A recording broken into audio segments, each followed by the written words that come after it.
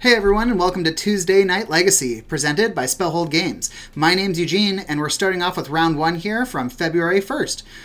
Just yesterday, actually. So, on the left we have Rob on Tin Fins, and we have AJ on Goblins. This, in some terms, is a fair deck versus an unfair deck. Rob getting super early advantage by reanimating creatures out of his graveyard, and AJ kind of playing the fair game, just having a bunch of goblins on board and hoping that they are enough to outvalue his opponent. We can see Rob here going down to a 5. Usually the combo is you don't need too many cards, but you don't want to mulligan too much further down. So we see AJ starting off with a Skirk Prospector into a Skirk Prospector and an Aether Vial down. Then we see Rob grabbing that Entomb, searching his entire library for a single card and putting that into his graveyard. That card will be Grizzlebrand. So the flying lifelink 7/7, pay 7 life to draw 7 cards. Pretty good.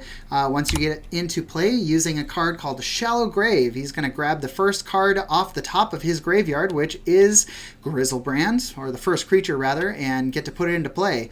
So he's going to draw and activate that effect, losing 7 life, drawing 7 cards.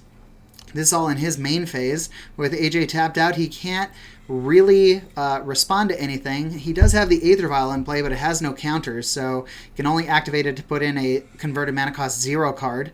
I don't believe there's any goblins. Maybe kobolds. Some kobolds are 0 converted mana cost, but 0/1s aren't super helpful in this situation. We see Rob attacking with the Grizzlebrand because it did gain haste because of the Shallow Grave. So he's actually going to have drawn 21 cards for this turn, setting up his perfect 7. And he's going to have to discard down to 7 cards here. So I think the rest of these, checking one more time, making sure he's got a great 7. When you have 21 cards to choose from, probably going to have quite a good hand to be sculpted. But you also have to know what a good hand is going to be. All right, we see AJ playing a Wasteland on his turn, so he has the potential to interact with Rob's Underground Sea there. Looks like he's going for a Goblin Matron. This is going to get him 1 goblin. Nope, it's not going to get him anything because the Force of Will counter that spell. Going to have 2 to attack, realizing that the Grizzlebrand is in fact exiled here. So Rob has an Entomb. He's going to get Emrakul the Aeon's Torn. This does has a triggered effect. I'm going to pause real quick here to explain what happened there.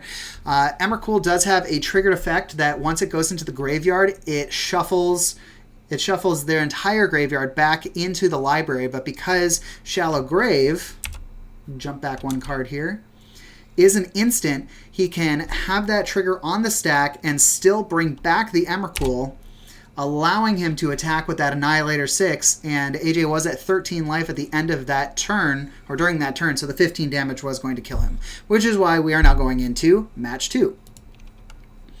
Starting off with a turn 1 Goblin Lackey. If this Lackey connects, he can put any Goblin from his hand into play. Attacking. Polluted Delta getting sacrificed, grabbing a basic Swamp, playing around that Wasteland. And it's going to get Dark Blasted. Target creature gets -1/-1 until end of turn, and he can dredge it back to his hand. Quite the narrow effect, but it does deal with 1/1s very easily, and it is recurring, so an extremely good card to have in this circumstance where most goblins are 1/1s. Urza Saga going up to 2 lore counters. Aether Vial going up to 1 counter. Goblin Crater Maker coming into play. This is actually an extremely good card for AJ to have, as it can deal directly with Emrakul the Aeon's Torn. Even though Emrakul has protection from colored spells, does not have protection from colored abilities. So Goblin Crater Maker being sacrificed to destroy that target colorless non-land permanent still gets through. We see the Entomb for Grizzlebrand into the graveyard. 2 mana, gets a Collective Brutality.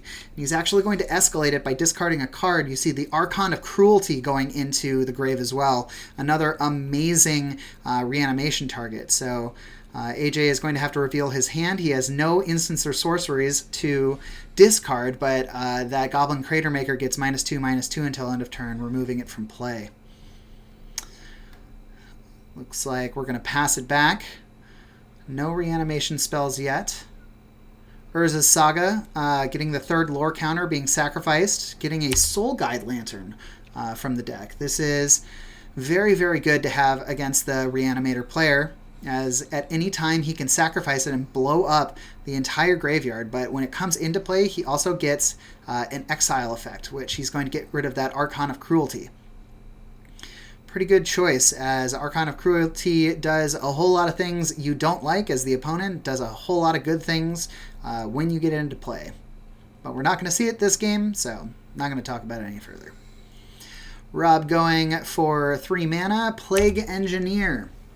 Going to choose creature type Goblin, so all Goblins now have -1/-1 statically until that Plague Engineer is removed from the game.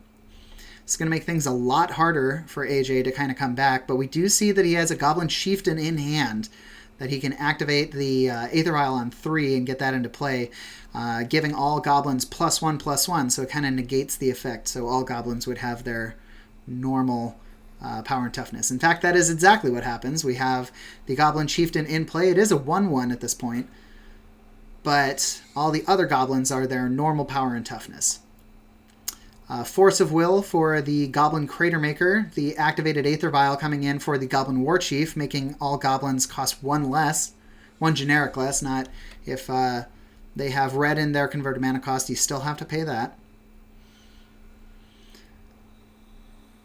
A great choice for Rob, forcing the Crater Maker, since the Crater Maker could be activated and killing the Plague Engineer.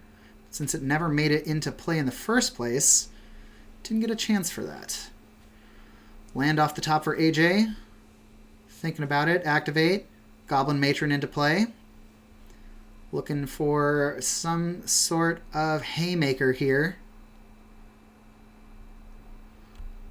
Got to check the whole deck at least once. I'm exactly the same way as a fellow Goblins player myself. You got to be aware of all of your options before you pick one. Went with Krenko Goblin Mob Boss here. Krenko Mob Boss. So because it has haste due to the War Chief being in play, he can activate it and create X 1/1 Goblins, where X is the number of Goblins in play. So he's going to make 4 Goblins here. And going to go in for 5. Going to let the Goblin Matron die, but that's okay. Got in for 4 damage. A second Plague Engineer is going to be rough. That is going to take care of most of the Goblins. All the Goblins get -2/-2 now, only leaving Krenko as a 1/1. Even if he did activate that Krenko, all of those Goblin tokens would immediately die. So I think what Rob is waiting for here is he needs to have a second option to, or a second effect to follow up with the Soul Guide Lantern. So he has to go for a Reanimator spell, make AJ crack the lantern, and then do another reanimation spell. So the Shallow Grave is coming in here. He's trying to grab the Grizzlebrand that's in the graveyard, the only creature in the graveyard. AJ's going to think about it. Decide that, yes, it is the correct move here to blow up the graveyard. So the Shallow Grave will resolve. Oh no, the Shallow Grave's still on the stack. He entombs. And AJ's going to pick that up and say, all right, that's enough. Okay, so that's Rob with the win on round 1. Hope you'll join us in round 2.